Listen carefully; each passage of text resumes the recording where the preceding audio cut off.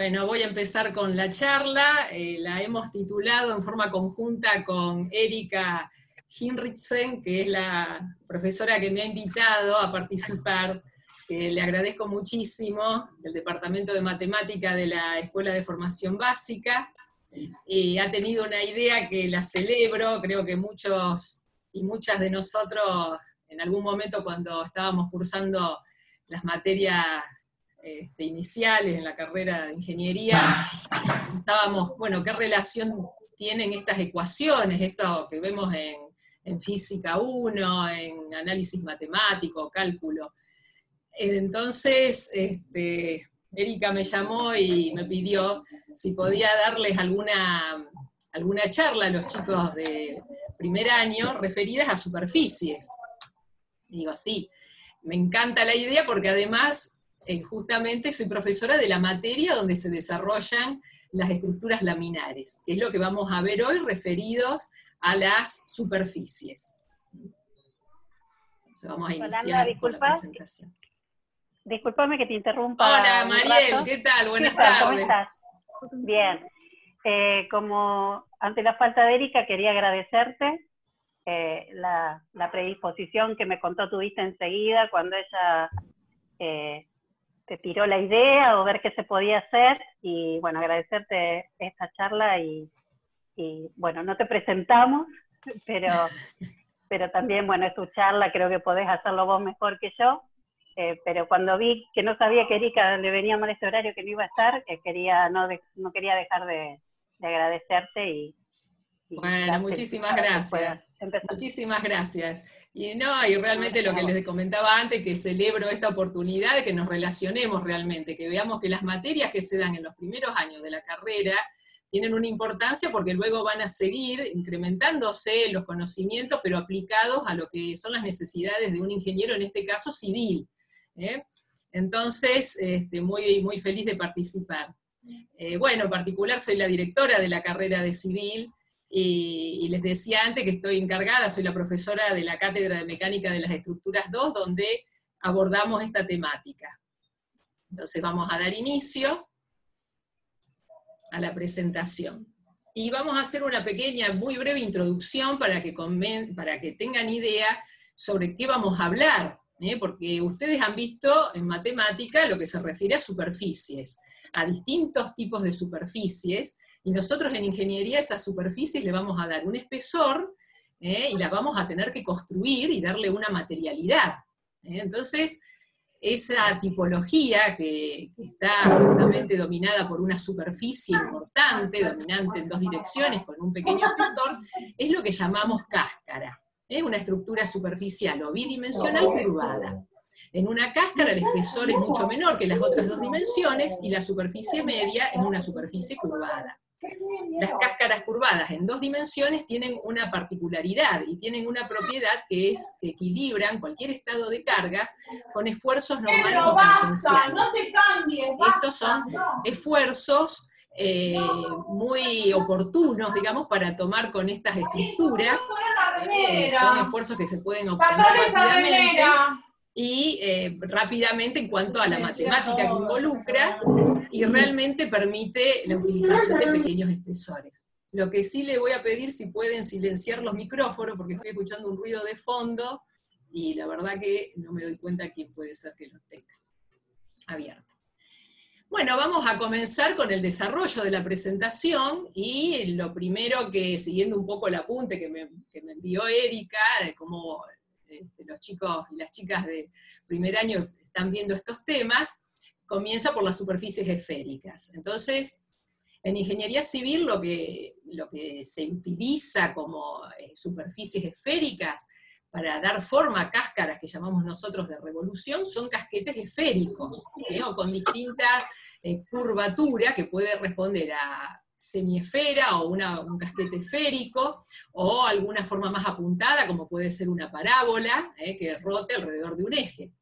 Antiguamente se utilizaban medias esferas, que son las cúpulas, que luego se siguieron utilizando, y a partir del siglo XX comenzaron a utilizarse casquetes esféricos seccionados en otros paralelos que no son precisamente el ecuador. Entonces aquí les muestro como nosotros también, a partir de las ecuaciones de la superficie que representa esta cáscara que llamamos de revolución, porque una curva, la forma de una curva que rota alrededor de un eje. Esa curva es lo que llamamos meridiano nosotros, que surge incluso de seccionar esa cáscara, esa superficie, con un plano que contiene al eje de la cáscara. Y la curva que queda en esa intersección es lo que llamamos meridiano. Luego lo que llamamos paralelo surge de la intersección de un plano cuyo normal coincide con el eje de la cáscara, que se intersecta en esa cáscara formando distintas curvas a las que llamamos paralelo. Fíjense que hay una serie de parámetros que van a representar esa superficie, que para nosotros en ingeniería va a ser la superficie media, va a pasar por la mitad del espesor de esa superficie, y va a quedar caracterizada justamente por distintos radios. Ven que aquí tenemos un ángulo, distintos ángulos también, referidos al eje de la cáscara, este otro ángulo que vemos aquí en el plano del paralelo, con ejes coordenados, X y Z, con el radio que corresponde al paralelo en estudio. Entonces tenemos ciertos parámetros que vamos a tener que tener en cuenta para representar nuestra superficie. Y aquí les voy a mostrar una serie de ejemplos desde la antigüedad que el hombre ha utilizado como cubiertas a estas cúpulas, a estas estructuras laminares, para cubrir grandes superficies. Esta es la cúpula de la Roca de Jerusalén, que bueno, la particularidad que tiene es que la fundación de esta estructura es una de las más antiguas que se conoce en el mundo. Si bien la cúpula se reconstruyó varias veces, la última reconstrucción es del año 1023, tiene un diámetro de 20 metros y está construida en roca y en mampuesto. Los árabes y los países babilónicos, así como también los romanos, tomaron esta forma de construir que se fue imitando en distintos lugares del mundo, formando semiscasquetes esféricos, acomodando la mampostería o las rocas talladas de manera tal que forme una media esfera, esa superficie. Los espesores de estas cubiertas están alrededor de 1 metro o un poco más, según las dimensiones que tienen. Imagínense que son rocas acomodadas de manera tal de lograr esta forma. Aquí tengo otro ejemplo que es emblemático realmente, que se terminó su construcción en el año 126, que es el Panteón de Agripa o Panteón de Roma. Es la estructura antigua mejor conservada de todo el mundo, no tiene ninguna fisura, ningún problema estructural de estabilidad ni nada, que se vea, que mantenga un interés de preocupación, para nada, se mantiene perfectamente, y tiene un diámetro de 43,44 metros, que era la medida que utilizaban los romanos, 150 pies romanos. La forma del exterior no da cuenta realmente de lo que es la geometría interna de la cúpula, que es una semiesfera perfecta. La particularidad que tiene, esta es una vista interior de la cúpula en sí, es que tiene un óculo, una abertura de 9 metros de diámetro en la parte superior para que entre la luz. Y también para que salgan los humos, porque había por ahí algunas quemas de algunas hierbas o cosas que se hacían así a nivel de alguna actividad religiosa que se hacía de esa manera, se pretendía que haya una ventilación también. Y fíjense que tiene una serie de casetones que llamamos nosotros en ingeniería, que son unos moldes que se colocaron. Esta estructura en particular se encofró, o sea, se hizo un molde de madera apuntalado, y se colocaron de esta forma todos estos casetones. Luego se acomodó roca y mampuesto arriba y se hormigonó, con un hormigón especial alivianado, que se hizo en esa época y que aún hoy perdura. Y entonces se logró esa forma, esa particularidad con tantos años de antigüedad. Fíjense que tiene casi 2000 años de antigüedad. Y aquí hay un corte de lo que sería esta estructura, donde se ve internamente la semiesfera perfecta. ¿Qué vemos desde afuera? Bueno, tiene un engrosamiento de las paredes, justamente en las llegadas, porque si hay algo que caracteriza a estas estructuras, este tipo cúpula, es que justamente la carga del peso propio hace que tienda a abrirse en la llegada al suelo o a los pilares que la sostienen. Entonces, para evitar esa posibilidad de abrir, de irse hacia afuera, es que le dieron este ancho tan importante a toda la pared perimetral, a todos los pilares que forman el apoyo, unos pilares y paredes de unos 4 metros de ancho, para sostenerla perfectamente y evitar esa posibilidad de querer abrirse en la llegada a la cúpula. Así que bueno, esta es una referencia muy importante de construcción en cúpula de la antigüedad y que aún hoy está presente. Y qué característica además, que le sirvió como inspiración a Bramante en su momento y luego a Miguel Ángel para diseñar y luego construir la cúpula de la Basílica de San Pedro en Roma, que es la basílica más, la cúpula que está erigida más alta del mundo, es la más importante en altura, no en diámetro, porque es un poco más, es más pequeña que el Panteón en sí en cuanto al diámetro, pero sí en altura total, desde el suelo hasta la linterna superior, que tiene 136 metros de altura. Fíjense en el año que se hizo esta estructura, Miguel Ángel no llegó a verla terminada, luego siguió un arquitecto que era de la Porta, que terminó el proyecto, y el proyecto original se refería justamente a una semiesfera perfecta, o sea, un poquito más achatada de lo que es hoy en día la cúpula de Miguel Ángel. Miguel Ángel justamente la empinó un poco, le aumentó la altura, y le quedó una cúpula un poco más apuntada, no es un casquete esférico perfecto.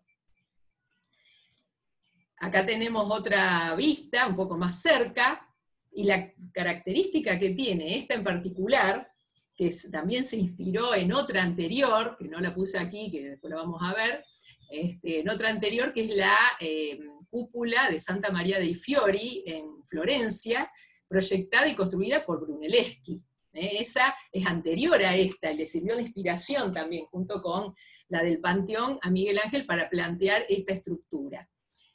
La particularidad que tiene respecto de la del Panteón y las otras que le comentaba antes, en la antigüedad, es que tiene un doble muro, es una doble cúpula la que hay aquí. Acá, bueno, hay una vista de la parte interior. Fíjense que se ven unas ventanitas, en la altura, pero que no están acá en la cúpula, que se ve desde adentro. Esas ventanitas justamente le dan iluminación al intrados, o sea, las dos cúpulas, una dentro de la otra, que justamente se hace para poder llegar con una escalera hacia la parte superior de la linterna de la cúpula. Entonces era una forma de poder hacer un mantenimiento, de ventilar ambas cúpulas en ese intrados que les comentaba. Y la que se ve aquí es la interior, que tiene 1,5 metros de espesor de roca y mampostería. La exterior es menos espesa, digamos, tiene alrededor de 90 centímetros, y acá vemos un corte. Entonces, ¿por qué hablamos un poco más de esta cúpula? Porque esta estructura, que fue pensada por Bramante, les decía, terminada de diseñar y empezada a construir por Miguel Ángel, tiene una particularidad, que es que a lo largo de los años, pasaron algunos años, y se empezaron a ver algunas fisuras en el arranque de la cúpula. Ya Miguel Ángel había pensado en esta posibilidad. Vieron que antes les contaba que la del Panteón tenía unos paredones de 4 o 5 metros de espesor alrededor para contener a la cúpula en el caso que quisiera abrirse. Bueno, en este caso no tenemos esa estructura tan pesada alrededor. Sin embargo, tenemos acá abajo unos pilares muy importantes, donde apoya esa cúpula y llevan la carga hacia abajo, pero no tenemos esa contención, ese peso de mampostería circundante a la cúpula. Entonces él, ¿qué pensó? Le puso unos unchos, como un cinturón de hierro de esa época, entrelazados en la llegada de la cúpula, le puso esos unchos, digamos, como un cinturón que lo apretó para que la cáscara no intente abrirse en la llegada. Y le puso otro cinturón arriba en la linterna. Sin embargo, con el paso de los años, le decía, se empezaron a ver algunas fisuras, lo cual fue preocupando a los distintos papas que iban pasando por ahí, hasta que llegó el turno del Benedicto XIV, en 1742, que acude a 3 prestigiosos matemáticos, seguidores de las teorías de Newton, que eran estos 3 profesores, Francesco Jacquier, Tommaso Leseguri y Ruggiero Giuseppe Boscovich, y les encarga un estudio acerca de la estabilidad de la cúpula, debido a esas fisuras. Este informe dice una contribución muy significativa en el campo de la teoría de las estructuras, porque todo lo que se construyó hasta ese momento era solo a prueba y error. O sea, no se hacía ningún plano previo, tampoco se hacía ningún cálculo matemático, nada. Era probar, saber que estas estructuras funcionaban bien con esta materialidad que había, que era roca y a mampuesto, a ladrillo, que sí existía, y así se fueron animando a hacer estructuras monumentales, pero no teníamos previamente ningún plano, ni cálculos matemáticos, ni estudio de cargas por dónde iban a ir todo ese camino de fuerzas, de peso hacia el suelo para encontrar una fundación. Por lo tanto, este es el primer acercamiento científico a un problema real de la importancia y singularidad de la cúpula de San Pedro. Estos matemáticos son los que hicieron estos dibujos, ellos empezaron a hacer dibujos, hicieron un relevamiento completo, estas fisuras son las que ellos fueron dibujando y tomando nota, hay un trabajo que está en internet, ustedes si lo buscan lo van a encontrar, un trabajo completo que hicieron estos matemáticos, tratando de explicar, es la primera vez que se trata de explicar matemáticamente el camino de las cargas. Y ellos encontraron que posiblemente esos cinturones, esos sunchos que le había puesto Miguel Ángel, habían fallado, que se habrían roto. Entonces luego ese trabajo lo ve el arquitecto Giovanni Poleni, que era un veneciano, que era un arquitecto muy práctico y muy estudioso de todas estas matemáticas que había visto, le interesó el problema, y él prescribe la solución, que es agregar 4 sunchos nuevos, de manera tal que no afecten la estética de la estructura.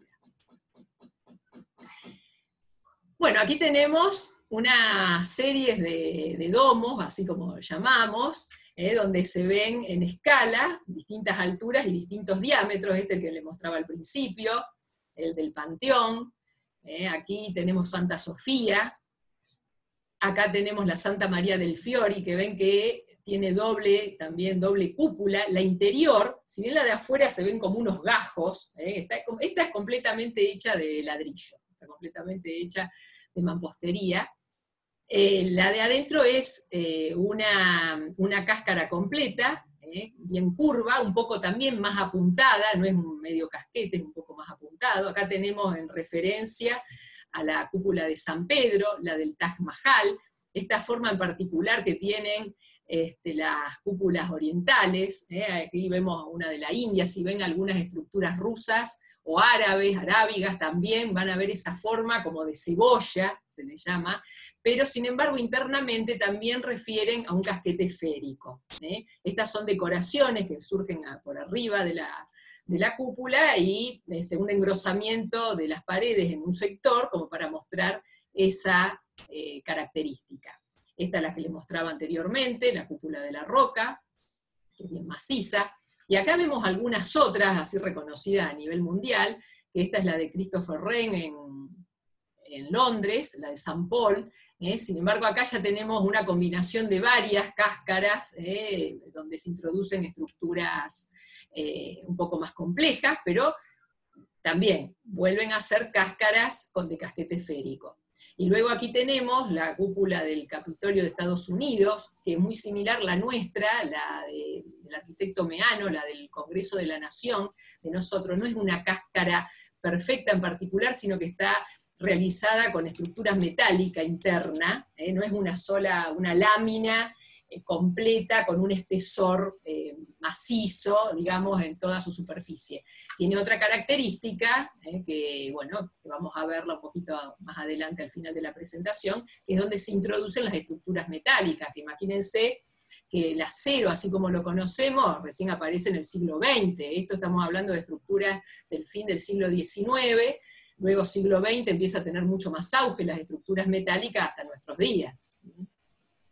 Entonces, para relacionar esto que hemos visto con la matemática, de abordar esta problemática, para encontrar qué esfuerzos hay dentro de esa estructura, a ver qué espesor le vamos a dar, qué material le vamos a poner, tenemos que estudiar una porción de esa cáscara, que es lo que hacemos, ¿no? Y la ponemos en equilibrio con todos estos vectores que representan esfuerzos, donde también aparecen cargas externas. Y, bueno, tenemos que recurrir a ecuaciones de equilibrio y tenemos que resolver ecuaciones diferenciales, donde a través de esa solución vamos a obtener los valores de este n tita, de t, de n phi, este P, estos P que aparecen aquí son las cargas externas, y me aparecen, fíjense, la geometría de esa estructura, a través de estos radios que vemos aquí, de estos ángulos. O sea que para poder resolver matemáticamente esta estructura vamos a tener que conocer, por supuesto, la ecuación de esa superficie. Una vez que conocemos esa ecuación, que proponemos, que diseñamos una determinada superficie, vamos a poder abordar la solución de las ecuaciones diferenciales. ¿Y qué nos va a faltar? Y nos va a faltar además, para conocer esos esfuerzos, saber las condiciones de contorno. Vamos a tener que imponer ciertas condiciones de borde para resolver esos esfuerzos y tener la solución de la estructura. Una vez que tenemos esa solución de la estructura, vamos a poder decir, bueno, va a ser de tal espesor, de tal material, y vamos a poder calcularla. Entonces, ¿por qué desde la antigüedad se utilizaban estas cáscaras de revolución? ¿Qué ventaja tienen? Bueno, la ventaja de la utilización de este tipo de cáscaras es que se encuentran comprimidas en su totalidad. Es un beneficio importante a la hora de materializarlas con roca, ladrillos u hormigón, porque son materiales aptos para absorber estos esfuerzos. ¿Qué quiere decir que sean esfuerzos de compresión? Bueno, que las cargas se transmiten haciendo este efecto sobre los materiales, por eso es muy bueno la roca, todo lo que es las obras de fábrica que se le llaman ladrillo, ¿ves? Lo que le pasa a la pelotita que está en esta prensa, ¿ves? Se trata de comprimir, de quererla como aplastar. Bueno, ese es el esfuerzo que pueden soportar estos materiales. Por eso desde la antigüedad se construían de esta forma. ¿Y qué otra tipología estructural trabaja con presión puramente? Bueno, los arcos, por eso muchas estructuras antiguas que hoy persisten, como los puentes romanos, por ejemplo, están conformados por arcos de roca, de piedra, talladas, hechas bien cubos regulares que se fueron colocando unas sobre las otras, prácticamente con muy poca mezcla interna, y solas se acomodaban en ese funicular de cargas, logrando ese efecto de que tengo la compresión total. Y eso se veía que a lo largo de los años perduraba. Entonces, por eso era que se elegía esa tipología. Nosotros tenemos en nuestra ciudad un ejemplo, tenemos algunas cúpulas en algunas basílicas, en algunas parroquias, algunas iglesias, y que están construidas en ladrillo en general, y tenemos el planetario de la ciudad de Rosario que está construido de hormigón. Este es un ejemplo muy típico de casquete esférico que se inauguró en el año 84, donde podemos asistir a la sala principal y ver la proyección de estrellas y demás. O sea que este es un ejemplo típico de casquete esférico que fue realizado acá en nuestra ciudad y calculado por ingenieros de nuestra ciudad. Y aquí les muestro algunas obras un poco más novedosas o más modernas respecto de las antiguas que les mostré antes, de las romanas o las arábigas, esas que vimos antes, que es este Palacete del Deporte de Roma, inaugurado en el año 1959, del ingeniero Pierluigi Nervi, que fue un ingeniero italiano que impuso el uso del hormigón para estructuras laminares. Y fíjense que en este caso tenemos una porción de casquete esférico, que era lo que les comentaba al comienzo de la clase, donde la estructura no se corta en el paralelo medio, digamos, a la altura del medio casquete esférico, sino que bastante más arriba. Entonces, da la posibilidad con el hormigón de tomar pequeños espesores. Fíjense que ya no estamos hablando de unos espesores de 1,5 metros, de 1 metro, sino de unos pocos centímetros, de alrededor de 8, de 10 centímetros. Y una característica muy impresionante de esta obra es que el camino de las cargas, que es el peso propio, ¿no?, de la cubierta, ese peso de la cúpula, llega al suelo a través de estos elementos portantes, que los diseñó el ingeniero con la misma tangente que llega al final de la cúpula. Entonces tiene esa cualidad de diseño mostrando el camino real que hacen las cargas para llegar al suelo, como si fuesen hombres que están tomando la carga, y acá como si tuvieran las piernas así, y acá los brazos. Entonces, de esta manera él está mostrando cómo es el recorrido de las cargas de la cubierta hacia las fundaciones. Acá abajo hay todo un anillo circular que funciona de fundación justamente de estos parantes inclinados según la tangente de la cubierta.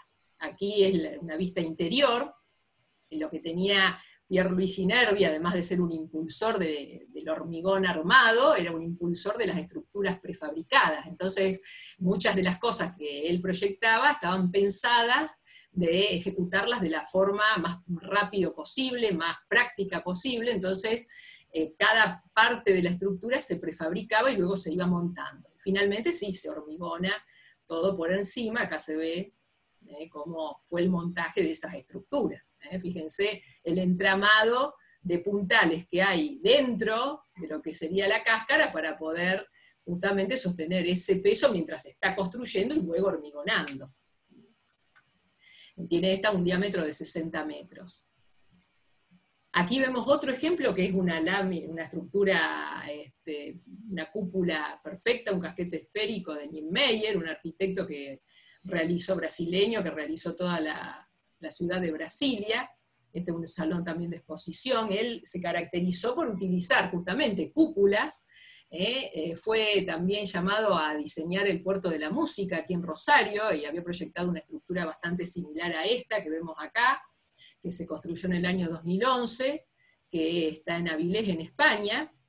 Esta tiene 55 metros de diámetro y una altura de 18 metros, y se hizo con una técnica constructiva muy novedosa, muy moderna, que era con la misma que se iba a utilizar y se iba a hacer aquí el Puerto de la Música, que se coloca una lona, llamémosle, de PVC, con la forma circular, amarrada, digamos, en todo el contorno del círculo, y se le insufla aire por dentro, de manera que se insufla hasta la altura que se pretende llegar a través del diseño, se hace un globo, y se hormigona por dentro, con hormigón proyectado. Es una técnica muy novedosa, porque no contamina el ambiente, nadie ve cómo se trabaja por fuera, o sea, es todo por dentro, y se logra el espesor por diseño, se colocan las armaduras, todo por dentro, con hormigón proyectado.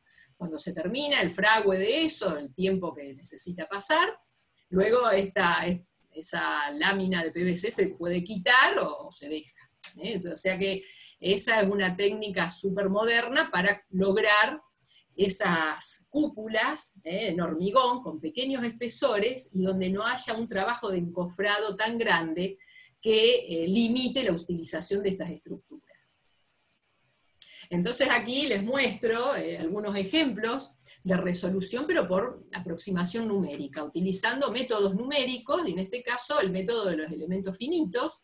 Nosotros incluso en la materia, que ustedes la van a ver en tercer año, en el segundo semestre del tercer año, van a ver que tenemos algunas estructuras que la vamos a resolver mediante las ecuaciones diferenciales de equilibrio, como podrían ser bien estos casquetes semiesféricos, y la vamos a resolver mediante programas de computación a través de estos métodos de aproximación numérica. O sea que ahí vemos la relación que tenemos con la matemática, pero ahora a partir de un método de aproximación. Y acá se ve cómo acá vemos cómo se desplaza, ¿no?, la cúpula, cómo tiene esos desplazamientos, acá un poco exagerados, ¿no?, para que se vean, pero son pocos centímetros. Y aquí se ve cómo gradualmente van cambiando los esfuerzos, se van incrementando hasta llegar a la fundación de la estructura. Eso lo vemos con el programa. También a partir de la resolución de ecuaciones diferenciales, que es ya una metodología sumamente probada, y los resultados son exactos. ¿Por qué sabemos que son exactos? En ingeniería, ¿qué tenemos que saber? ¿Qué tenemos que hacer para probar que esta matemática que hemos desarrollado me da buenos resultados? Bueno, tenemos que recurrir a ensayos. Los ensayos siempre son los que nos van a garantizar que nuestras teorías matemáticas o de aproximación numérica como esta que estamos viendo, nos dan resultados buenos, nos dan resultados que pueden predecir el comportamiento estructural cuando uno lo construye. Entonces, aquí vemos, en este caso, vemos que tenemos unos errores de un 2%, de un 3%, de un 5% respecto de la teoría clásica, que les mostraba antes esa resolución de ecuaciones diferenciales, que ustedes la van a ver en la materia ecuaciones diferenciales y métodos numéricos. Y pasamos a otra tipología de cáscaras o de superficies, que son las cáscaras cilíndricas. Estas tienen por superficie media un cilindro recto, pero con directriz que puede ser circular, elíptica o parabólica. Esta sería la directriz. Estas directrices se vinculan a vigas, curvas o tímpanos o elementos que tengan rigidez en su plano para llevar cargas hacia las columnas.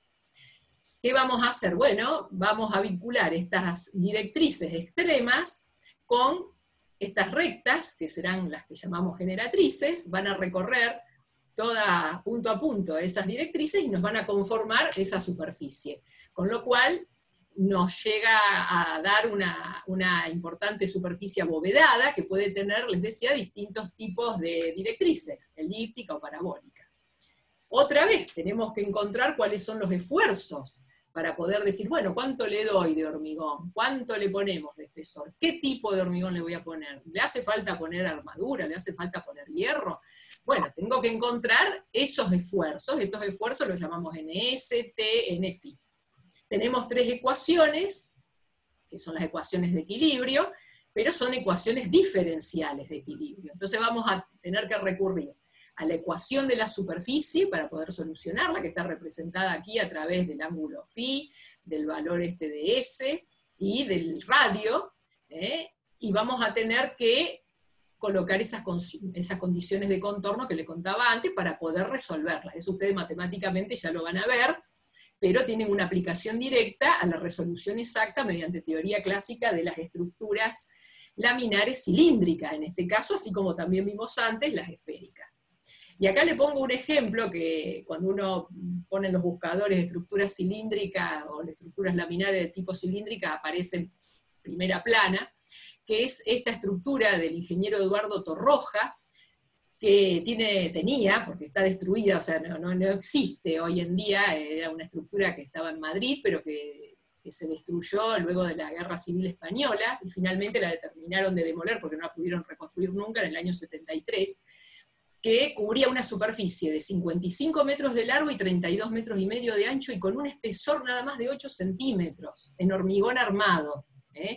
Eran 2 cilindros que se intersectaban, y en una porción de esta cáscara interrumpe el espesor masivo de hormigón, y le hace estas estructuras de barras para conducir esos esfuerzos hacia la otra cáscara. Con lo cual, es realmente una obra emblemática de aquellos años. Acá tenemos algunas fotos de cuando se construyó, en Madrid, en la zona principal de Madrid.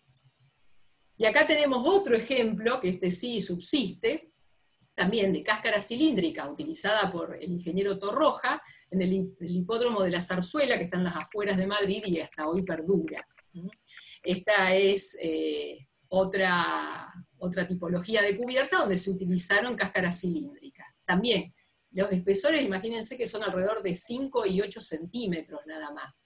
Entonces, Torroja, junto con Candela, que después les voy a mostrar otras obras de esta tipología, y con Pierluigi Nervi, junto con Freycinet, fueron precursores de la utilización del hormigón armado y luego pretensado para lograr espesores muy pequeños, o sea, justificar esas estructuras que llevaban un encofrado muy particular y muy complejo, justificar el uso de estas estructuras mediante la economía del material.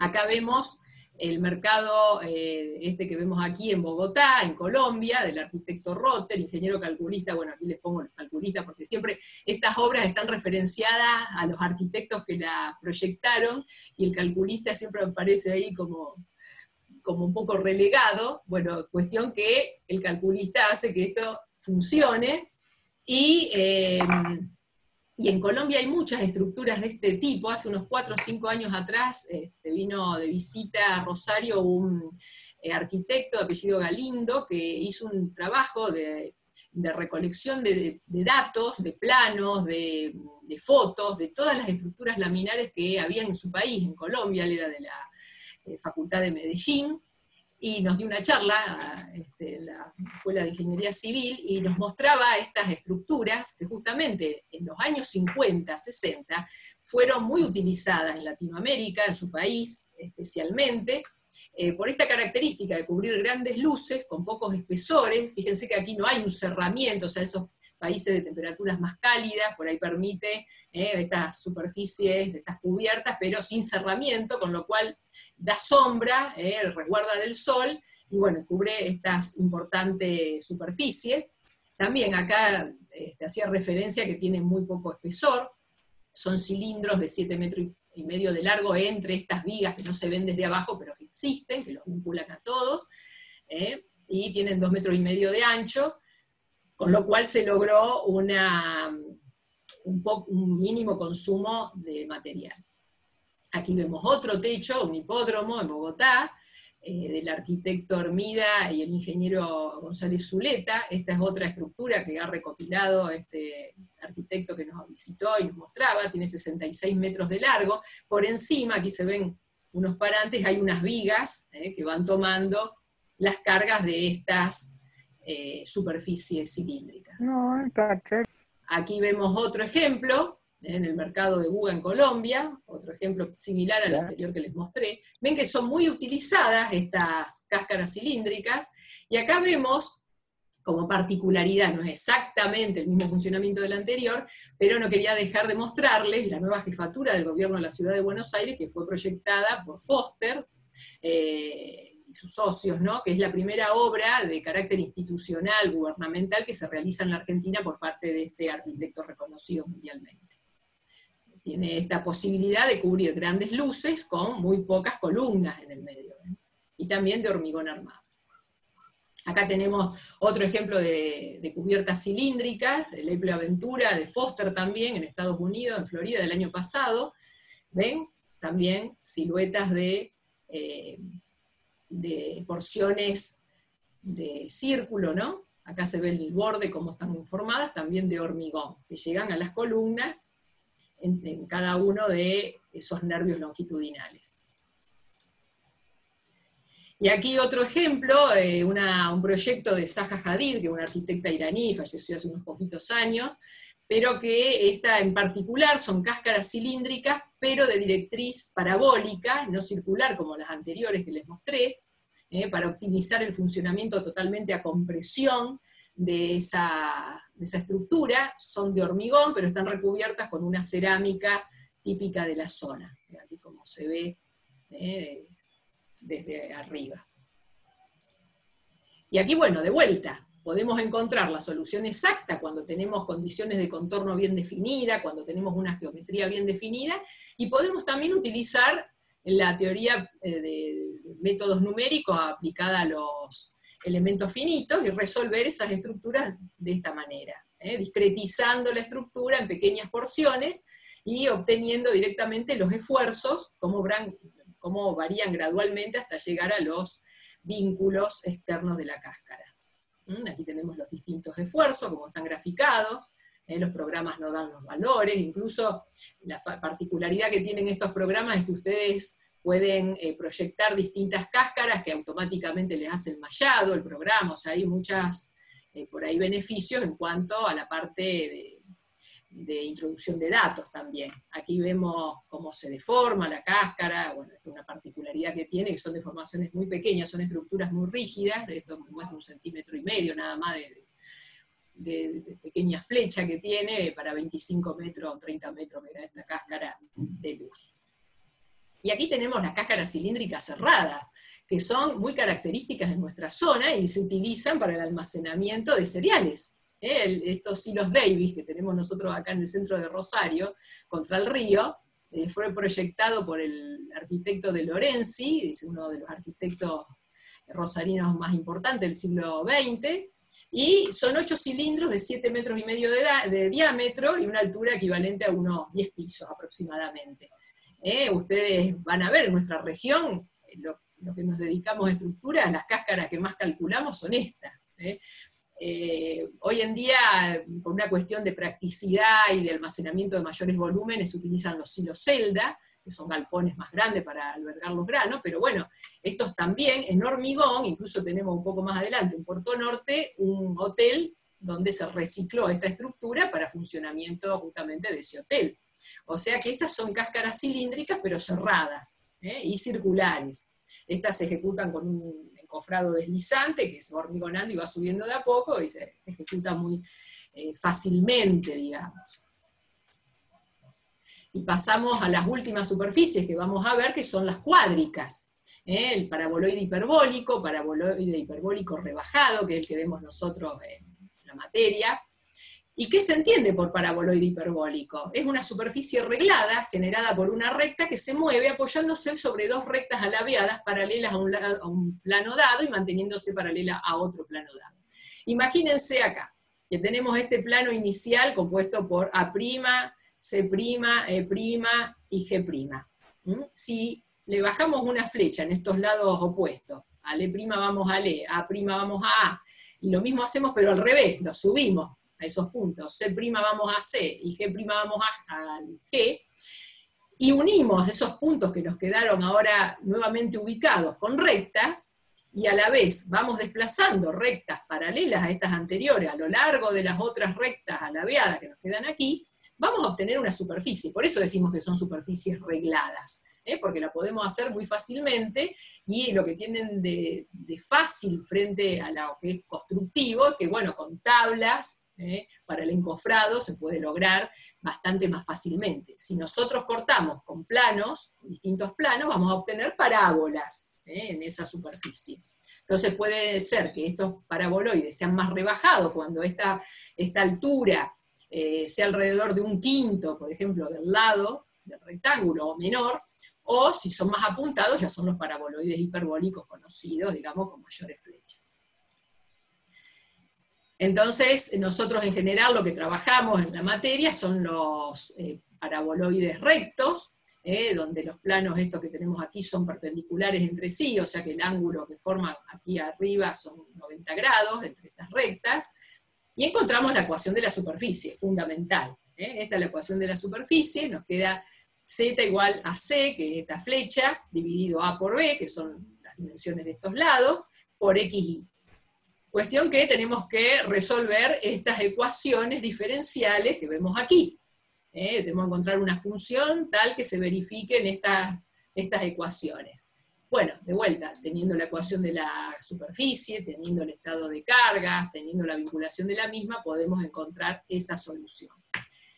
¿Qué se hace generalmente? Bueno, se vinculan distintos paraboloides rebajados, que una vez que ya se encontró la solución de esos paraboloides, se los puede complementar entre sí, se los puede vincular, obteniendo superficies cubiertas muy importantes con pocas columnas. Entonces, por ejemplo, este es el paraguas invertido, que se usa mucho, con una sola columna en el centro, por el que va el caño de desagüe del agua que se junta arriba en el techo, ¿no? Justo baja por el centro de la columna.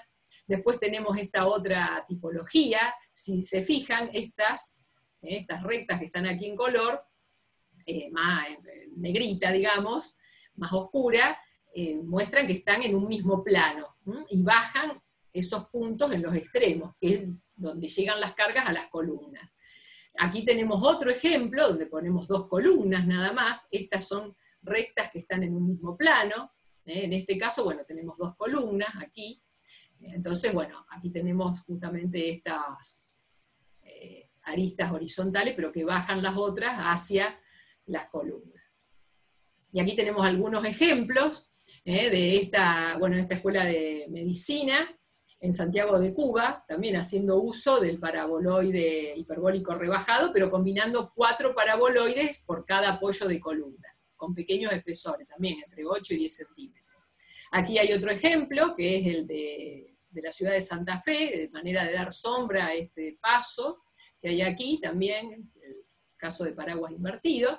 Y estos ya son paraboloides hiperbólicos bastante más apuntados, y aquí hay un estudio que hizo Félix Candela, un arquitecto que desarrolló toda, si bien él era español, desarrolló toda su carrera en México, donde se ven distintas intersecciones de paraboloides hiperbólicos, y les queda esta estructura tan bella, que aquí está construida en el Oceanographic de Valencia.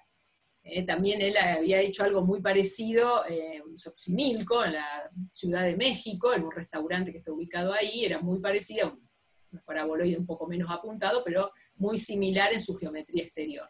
También fíjense que con pequeños espesores se logran estructuras bastante vistosas y que cubren grandes luces.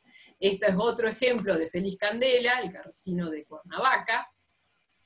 Acá tenemos otro ejemplo también de Candela, en el año 59, una altura de 21 metros y una luz de 30 metros. Y aquí tenemos cuando lo estaban construyendo y el encofrado. ¿Qué pasó? Estas estructuras, con este trabajo de encofrado, se dejaron de utilizar a medida que fue creciendo la tecnología de ejecución de obras. Imagínense que hacer todo esto encofrado y hormigonar in situ es bastante laborioso y lleva muchísimo tiempo. Entonces, con el advenimiento de nuevas tecnologías de ejecución, esto quedó un poco más en desuso. Les traje aquí un ejemplo. La verdad que cómo, Miriam, pues yo estoy acá con la facultad y cómo se relaciona la matemática con las estructuras, es el caso de la ópera de Sydney. Se había hecho un concurso en el año 1955 y se recibieron 233 proyectos provenientes de 32 países de todo el mundo.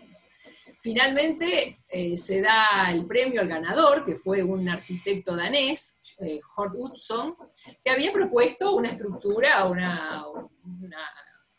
digamos, un proyecto de este tipo.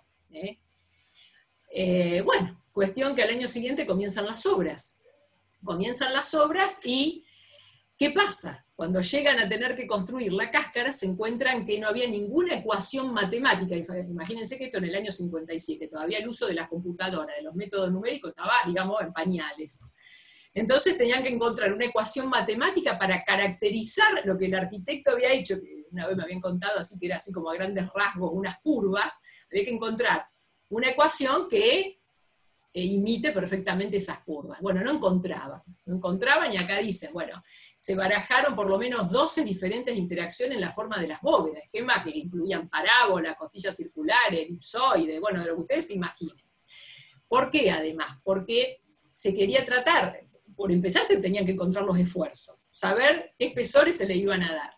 Y lo querían prefabricar, las querían prefabricar a las partes estructurales. Entonces era muy importante encontrar una ecuación para poder hacer los encofrados, prefabricar, etc. Finalmente, a mitad del año 61, el equipo de diseño, que era un equipo de ingenieros ingleses, encontró una solución. ¿Y cómo se les ocurrió? ¿Qué se les ocurrió hacer? Bueno, cada una de estas partes son partes de casquetes esféricos, porciones de esferas, distintas esferas que se fueron vinculando unas con las otras, con distintas características de radio, centro, etc. Y de esa manera se logró esta particular estructura famosa en todo el mundo. Y aquí lo importante es que es la primera vez que se introducen métodos numéricos en estructuras importantes como esta a nivel mundial. Es la primera vez que aparece el uso de la computadora y de las aproximaciones numéricas a estructuras de esta envergadura. También acá les traje algunos ejemplos actuales que ustedes van a encontrar en distintas bibliografías, distintos ingenieros y arquitectos del mundo, obras más actuales, con forma laminar, con estructuras que tienen cubiertas de forma laminar, pero que en sí no trabajan de la misma manera que les mostré antes, como una lámina, como una superficie completa con un espesor, sino que están compuestas por estructuras metálicas internas y que luego sí imitan una forma, y bueno, tienen la cubierta con estas formas curvas, como vemos acá, pero el funcionamiento en sí no es de una cáscara. ¿Ven cómo es por dentro? Tienen vigas metálicas, con otros tipos de correas, etcétera, bueno, imitando esa forma. Por eso les decía que a medida que la tecnología de ejecución fue avanzando, para cubrir estas grandes luces, como puede pasar en los aeropuertos, por ejemplo, este que mostraba recién, que también es una estructura sumamente importante, se utiliza mucho lo que es las estructuras aporticadas o estructuras metálicas, que son montadas y luego bueno, rápidamente se hace la ejecución porque no tiene necesidad de estar hormigonando.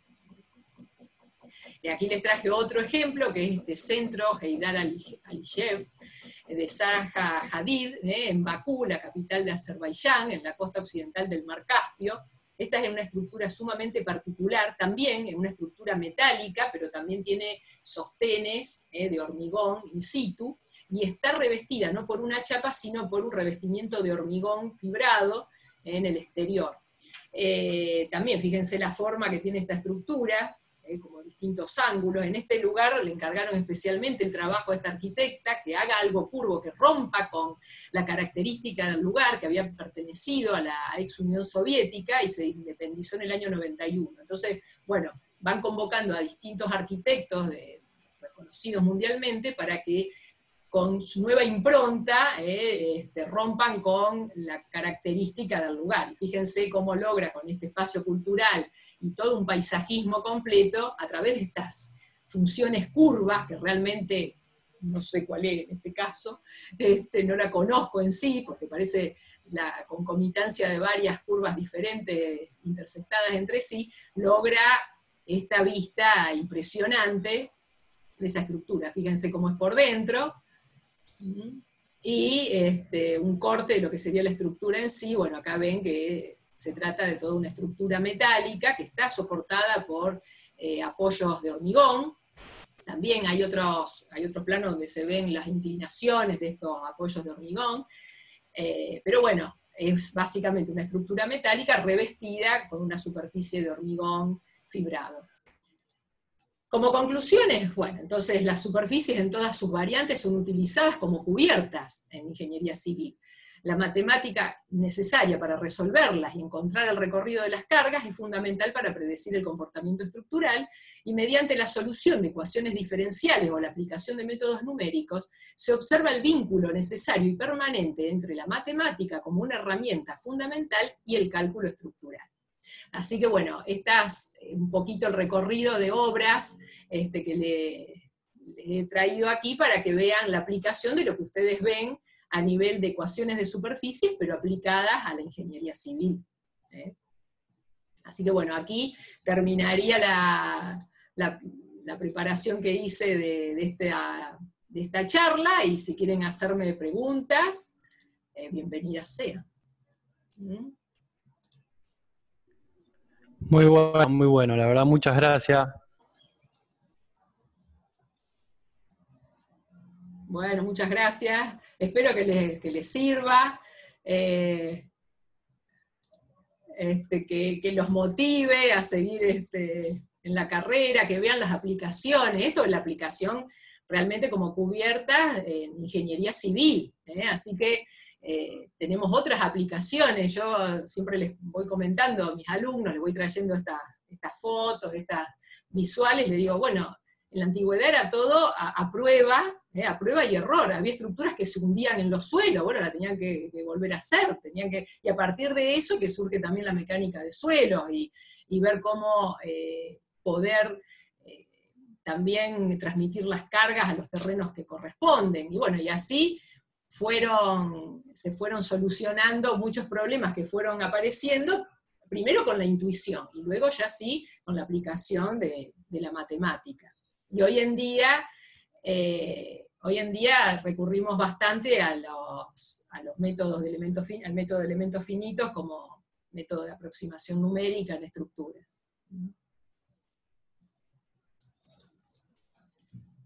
Bueno, no sé si tienen muchas gracias a todos los que me dicen, estoy mirando los mensajes.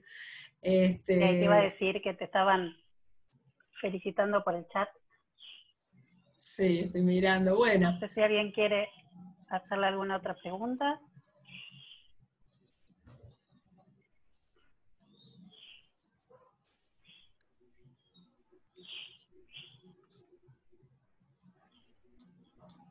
No, profe, yo particularmente estudio ingeniería electrónica, pero me interesó mucho entrar para ver, y la verdad, mi padre es ingeniero civil, así que ahora tengo más material todavía para que me enseñe y debatir. Así que bueno, muchas gracias, por la verdad que me gustó muchísimo. Bueno, muchas gracias a vos. Sí, sí. Bueno, la idea es esa, que vean las distintas aplicaciones. ¿Mm? Así que bueno, acá me dice alguien que quiere estudiar civil, buenísimo. Buenísimo.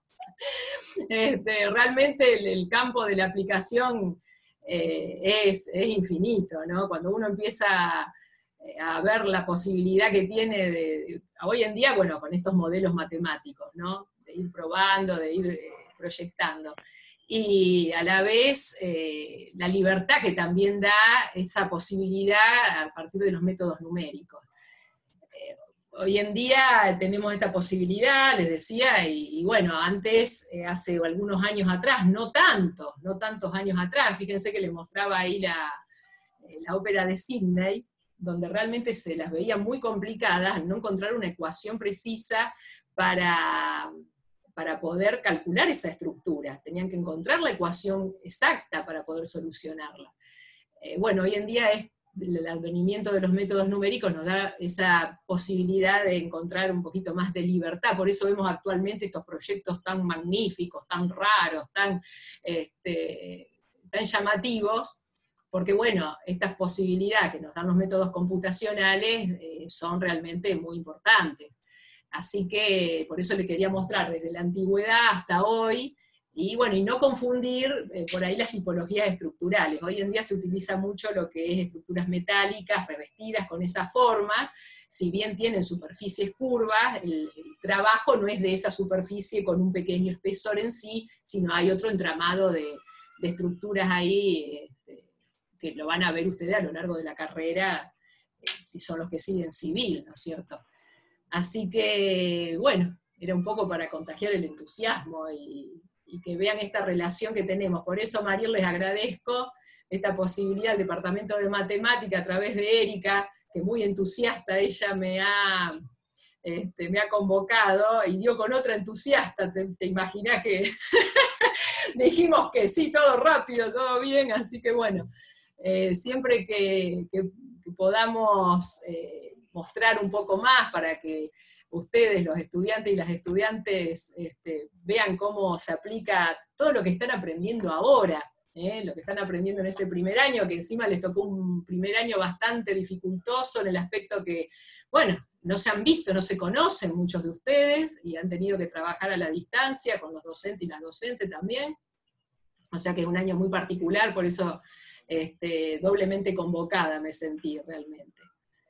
Así bien, que bueno. Yo agradecerte nuevamente, que aunque bueno, fue una charla después de ambas escuelas, fue un poquito a través de una invitación de Erika, y agradecerte lo rápido y lo entusiasta que aceptaste esta convocatoria, que en principio Erika no tenía en claro qué podía hacer, se preguntaba con quién podía contactar, que diera una clase más del estilo difusión para que pudieran acceder todos los alumnos y alumnas, incluso de ingresantes, y creo que salió hermoso, y era lo que ella tenía en mente, o lo que sin tenerlo en mente buscaba internamente.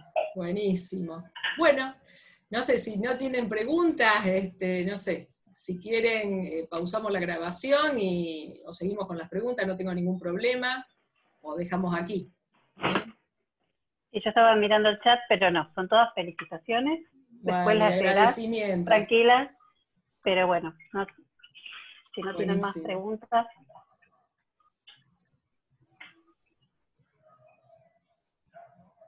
Bueno.